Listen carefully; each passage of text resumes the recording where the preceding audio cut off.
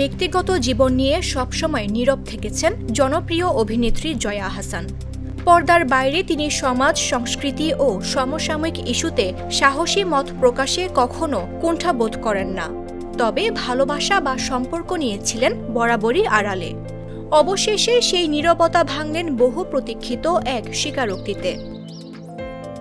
সম্প্রতি ইন্ডালস এক্সপ্রেসকে দেয়া এক সাক্ষাৎকারে জয়া জানান, দীর্ঘদিন ধরে প্রেমের সম্পর্কে আছেন তিনি। তার কথায়, হ্যাঁ, আমার জীবনে একজন আছেন।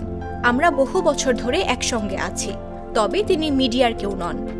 বর্তমানে কলকাতায় অবস্থান করছেন জয়া।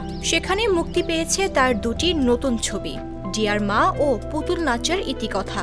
ছবির প্রচারণা চলাকালীনই এই প্রথম ব্যক্তিগত জীবনের গুরুত্বপূর্ণ অধ্যায়টি সামনে আনলেন তিনি। প্রেমিক সম্পর্কে বলতে গিয়ে জয়া আহসান বলেন, আমার কাছে সঙ্গী হওয়ার আগে একজন ভালো বন্ধু হওয়াটাই সবচেয়ে জরুরি। জীবনে সেই বন্ধুত্ব ধরে রাখাটাই আসল। আমি অনেক ঘুরি, দীর্ঘ সময় শুটিংয়ে ব্যস্ত থাকি, কিন্তু তিনি কখনো অভিযোগ করেন না, বরং সবসময় পাশে থাকেন, সাহস যোগান। এমন মানসিকতা আজকাল খুবই বিরল।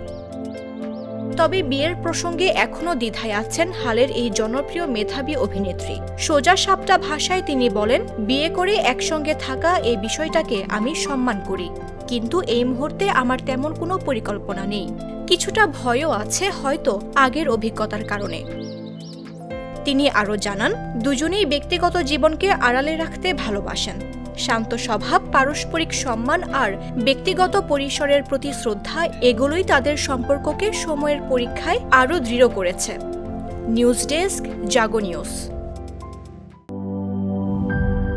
ডায়ালগ সুবাসিত টয়লেট ক্লিনার, যার পাওয়ার প্লাস ফর্মুলা টয়লেটের কোনায় কোনায় পৌঁছে 99.99% জীবাণু ধ্বংস করে।